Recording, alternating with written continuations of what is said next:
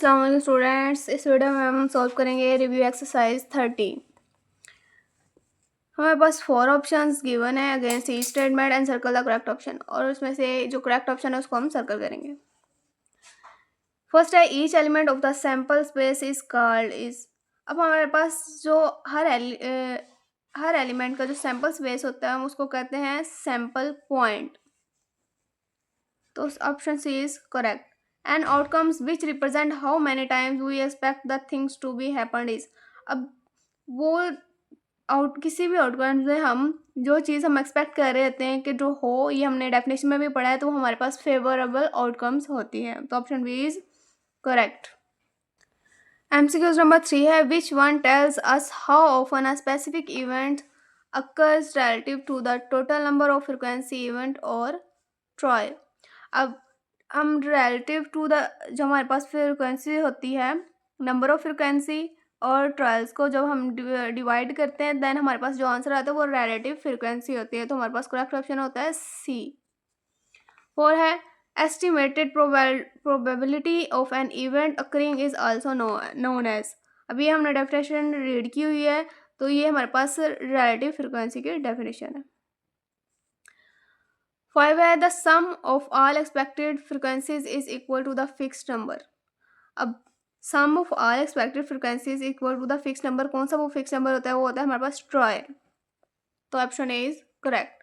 हमारे पास V I MCQs number 6 the chance of occurrence of a particular event is का मीन्स के किसी भी पर्टिकुलर इवेंट्स का जो अक्कर होने का जो चांस होता है, इम्कान होते हैं, तो वो हमारे पास है प्रोबेबिलिटी। ये हमारे पास यूनिट नंबर जब हम स्टार्ट करते हैं तब हमारे पास इसकी डेफिनेशन होती है प्रोबेबिलिटी की। The chance of occurrence of a particular event is called probability. MCQs number 7 है an event which will probably occur it has greater chance to occur is called. अब जो जिसके ज़्यादा चांसेस होते हैं अकर के होने के, तो वो हमारे पास लाइकली इवेंट होते हैं। अब ये हमारे पास लाइकली इवेंट। एमसीक्यूज नंबर 8 है find out the total number of possible sample space when 4 dice are rolled. अब डाइस मीन्स कि उसके जो होते हैं वो सैम्पल स्पेसिस वो 6 हैं, तो अब 4 डाइस आर रोल्ड है तो 6 की पावर हमारे पास 4 होगी। C option is correct. While rolling a pair of dice what will be the probability of double two. अब कह रहे हैं rolling a pair of dice, जब पेयर ऑफ डाइस होगा तो 6 मीन्स के टोटल सैम्पल स्पेस हमारे पास 36 होगा। What will be probability of double two. अगर डबल टू हमारे पास डबल टू लिखे मीन्स 2 हमारे पास 1 ही होगा, तो हमारे पास ऑप्शन डी इज करेक्ट होगा 1/36।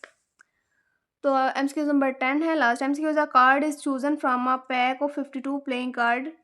Find the probability of getting no jack and no and king. Means के जैक और किंग नहीं होने चाहिए। अब हर प्लेइंग कार्ड में हमारे पास 4 जैक होते हैं एंड 4 किंग। 4 + 4 8।